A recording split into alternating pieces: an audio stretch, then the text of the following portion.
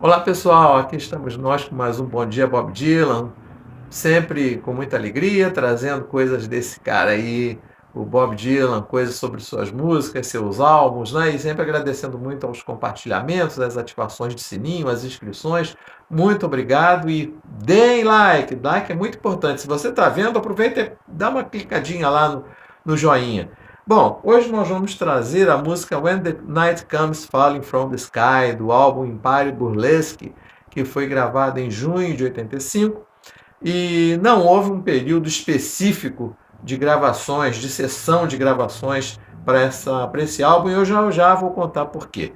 Esse disco amargou aí um 33º lugar nos Estados Unidos, e o Reino Unido, que sempre prestigia um pouco mais o Bob Dylan, ou bem mais, né? Ele chegou a 11º. E a sua obra, que já sempre dividiu opiniões, nesse então, mais ainda. Esse álbum polarizou mais do que nunca, né?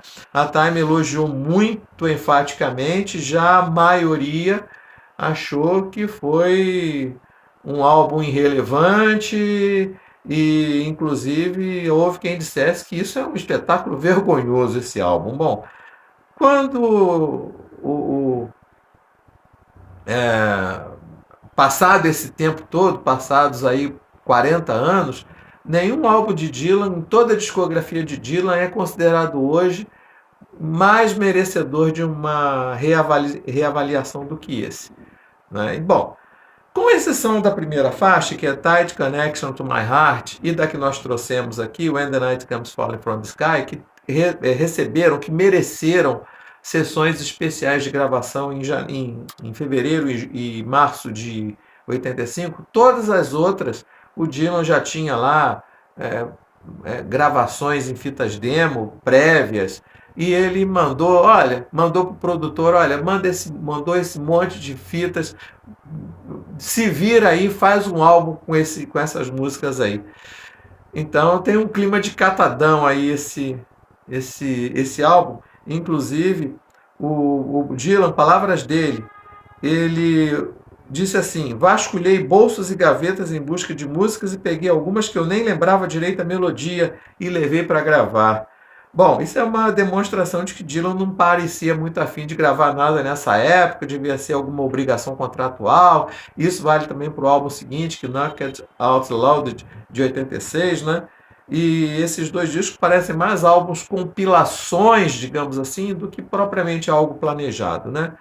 Então, como eu disse, o Dylan entregou essas fitas demo, essas duas músicas, Tight Connection to My Heart e When the Night Comes Falling from the Sky, foram as duas que mereceram sessões específicas de gravação. Inclusive, a primeira, o Tight Connection to My Heart, tem, como curiosidade, qualquer dia eu trago ela aqui para vocês. Ela tem um verso que é um diálogo do Kirk com o Spock na maravilhosa, minha incrível, querida Star Trek, série clássica. E eu gosto também da nova geração. Mas enfim, voltemos a Dylan, né? E além de ter mandado para o produtor esse monte de fitas, ainda tinha um agravante. O Dylan ainda falou: olha, eu quero me encontrar com o Prince e com a Madonna no topo das paradas. Ou seja, ainda botou nas costas do produtor essa tarefa hercúlea e que não chegou a um bom termo, né? O Prince na época estava estouradíssimo com o Purple Rain, a maravilhosa Purple Rain, uma da a cara dos anos 80. Amo essa música. Mas enfim, as duas músicas, então, além delas terem essa peculiaridade de terem sido regravadas, digamos assim, tem uma terceira com uma curiosidade. Foram estas duas e mais a Emotionally Yours foram as únicas que tiveram clipe. Na época, o auge da MTV também, né? O David Stewart do Eurythmics não fez a produção dos clipes, enfim. Pelo menos dessa terceira que eu falei, Emotionally Yours. E eu particularmente acho a versão do a regravação melhor, porque como vocês sabem, já estão acostumados, quando eu mostro aqui a capa através de um livro, aqui, é porque eu não tenho álbum. Esse é um dos poucos álbuns do Dylan que eu não tenho, álbuns de estúdio. E depois, para minha alegria, foi relançado no Bootleg Series Volume 3, está aqui. Então, esta versão aqui, na verdade, é a primeira, embora o álbum tenha sido lançado depois. E aqui está muito melhor. Um analista chegou a dizer o seguinte: aqui, com relação a essa música, né? Aqui é o cristal, aqui é a lama. Então, exageros à parte, eu também gosto muito mais da versão do Bootleg Series, mas eu vou deixar as duas aqui na descrição para vocês ouvirem. Bom, a escolha do produtor merece ser comentada. É o Arthur Baker, que com 28 anos já era na época um peso pesado. Ele tinha produzido, a especialidade dele era álbuns de dance music. E, e o Dylan não pediu disco de dance music, mas ele queria uma coisa mais contemporânea, o que levou à contratação desse produtor, o Arthur Baker, e deu uma certa liberdade para ele, o que também demonstra que o Dylan não parecia muito afim, parecia um tanto desinteressado por esse álbum. E aí o que aconteceu? O Baker colocou coisas no álbum que estavam muito em voga na época. Isso teve erros e acertos.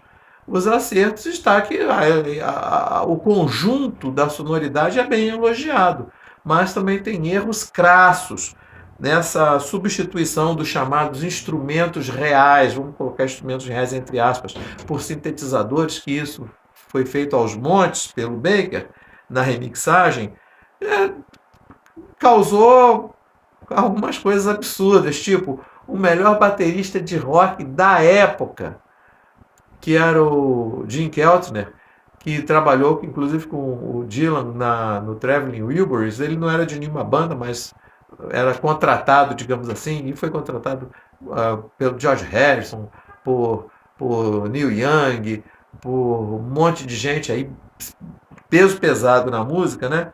O Jim Keltner foi substituído por uma bateria eletrônica. Isso é quase uma heresia, né? Então, inclusive batendo de frente com algumas questões até filosóficas do Dylan, né? Mas o Dylan, como eu disse, parecia meio desinteressado, deu liberdade pro Baker e ficou assim mesmo. Tudo isso mostra que a versão que está lá no Bootleg Series Volume 3 é bem melhor, bem mais elogiada, né?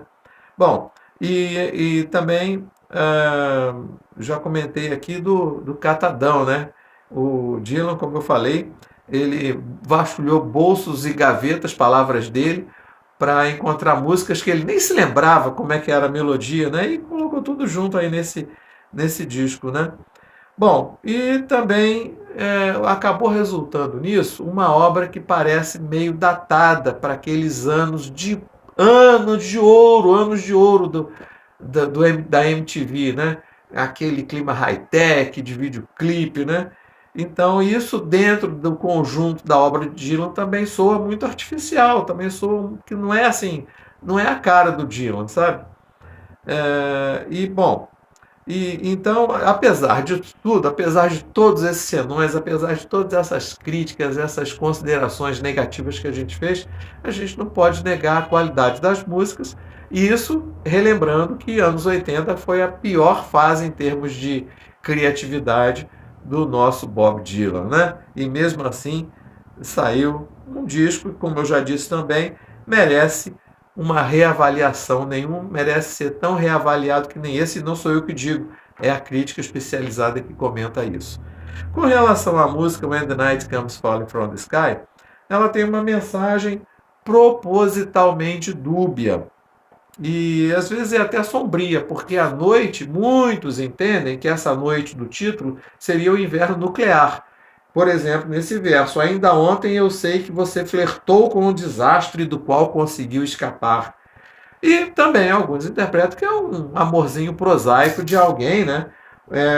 Um amor que se acaba e tudo que o cara quer, vejam só, é que a garota responda as suas cartas, né? Ao invés de queimá-las. Tem um verso que ele fala assim: você abre um sorriso diante da lareira onde ardem as minhas cartas. Coitado do rapaz. Então, essa versão da Bootleg Series, volume 3, como eu disse, ela traz uma sonoridade que é puro Bruce Springsteen. Eu gosto muito de Bruce Springsteen, vejam se não parece. Pessoal, por hoje é isso. Um grande abraço a todos e até semana que vem.